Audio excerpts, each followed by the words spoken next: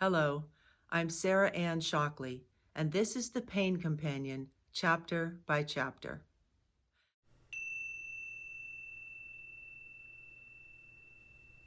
Chapter 24, Loving the Places That Hurt.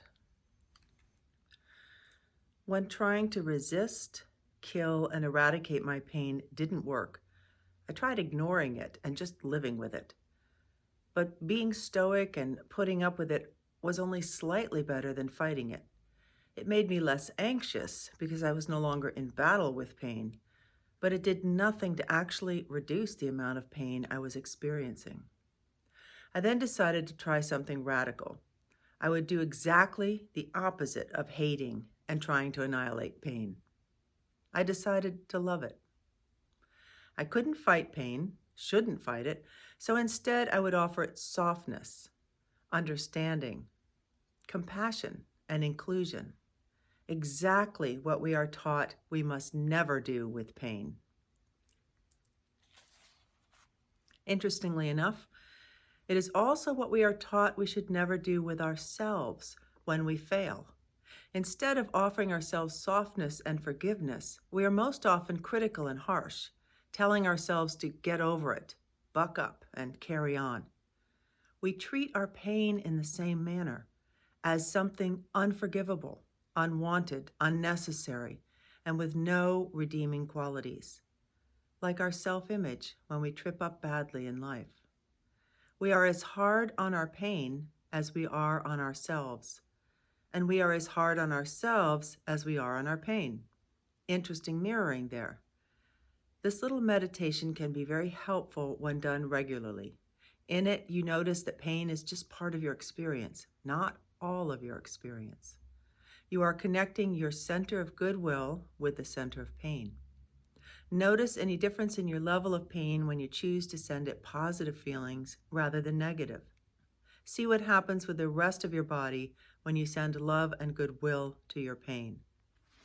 And I know this sounds totally counterintuitive, like much of the things that I've offered in this book, because we're taught to hate pain, fight it, it's bad, it's awful, let's get rid of it right now. And more often than not, especially when we're talking about chronic pain, pain that simply won't leave, it helps cement it in place more than it does help heal it.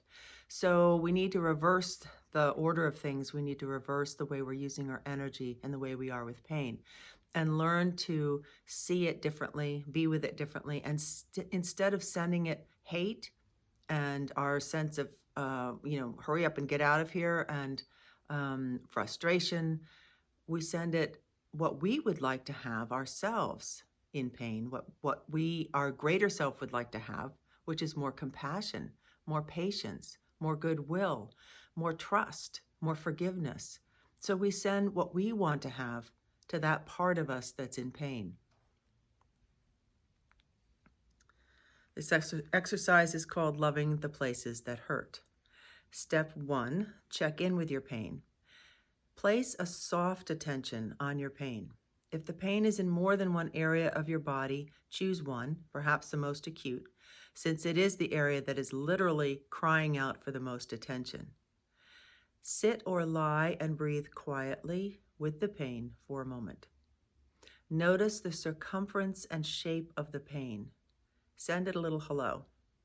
So you're just putting, the idea here is to put your attention on pain, and again, you think, well, how can I not? I'm always in pain. But most of the time we're trying to withdraw our attention from it, or when our attention is on it, it's the wrong kind of attention. It's the kind of attention that it involves frustration and fighting and hating it.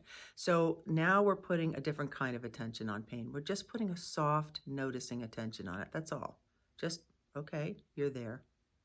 Step 2, breathe into your heart, your own heart center. Find the center of your heart, what you might think of as the center of your inner self, whatever that is for you. Take a few calming breaths into your heart area and notice that, despite the pain that might be there or elsewhere, there is a capacity for peace, calm, and ease, no matter how minuscule it is. Somewhere in there, just go in deeply and notice there is some place in there that is still calm. There's a capacity for calmness and peace there. Take a few moments to notice the dual sensations, the calm in the center. It might be way in the center, but in the center of your being, there is a calm, still place. Notice that, and then notice the pain, and just notice that they are coexisting. They're both there in your experience. They don't have to be mutually exclusive, and they're not. Step 3, send kindness and love to your pain.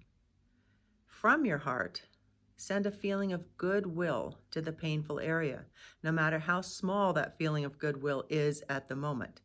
So muster up whatever you can, just a sense of, okay, I'm willing to do this differently. That's enough if that's all you can get. Because I know it's really hard to think of pain as something that might have anything positive about it. But we're just sending a sense of, okay, I'm willing to open to the possibility that there might be something that can heal through my positivity, through my soft regard towards pain. Understand that the painful area is already doing its best to heal. Thank your body for its efforts to heal.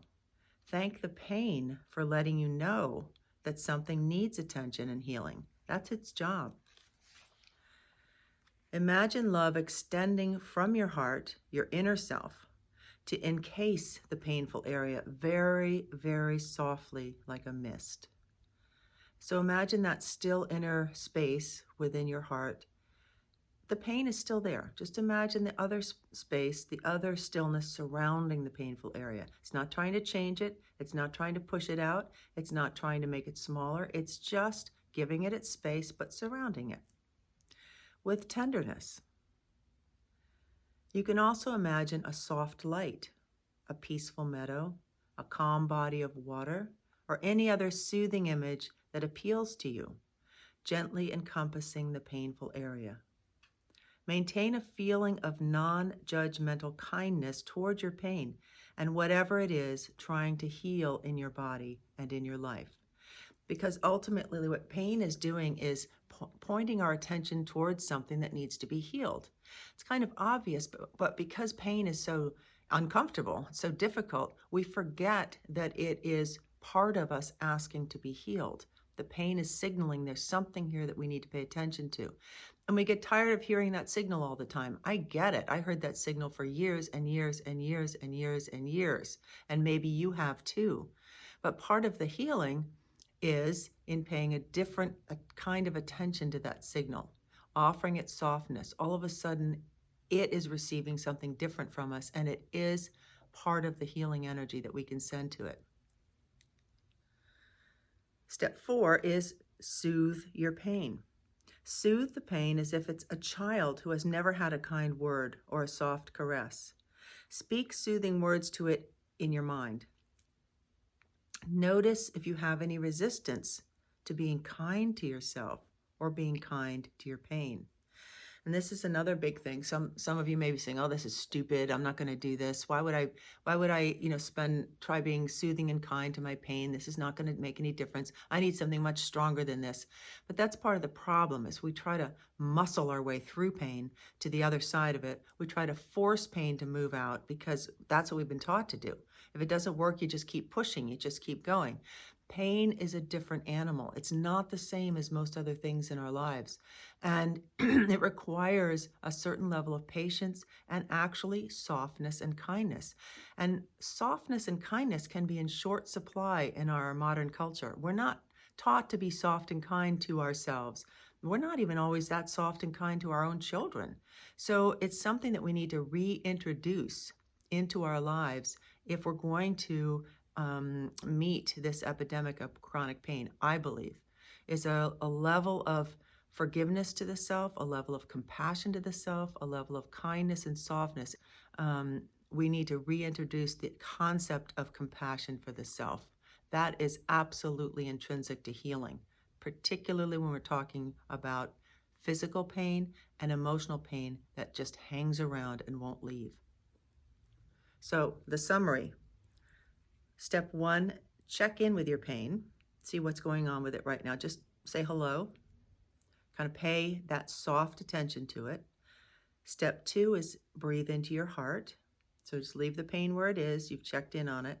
Then go to your heart and find that whatever place that is that you think of as your inner self, your heart of yourself. Whether it's your physical heart or not, it's somewhere in the center of yourself. And find that place of inner stillness just for a moment. And then step 3, allow that inner stillness to surround the pain and send kindness and love to your pain. Just for a few moments, see how that feels. And step 4, soothe your pain. Be soothing to it. Speak to it soothingly. Send it compassion. Be different with it. And you're doing that for yourself.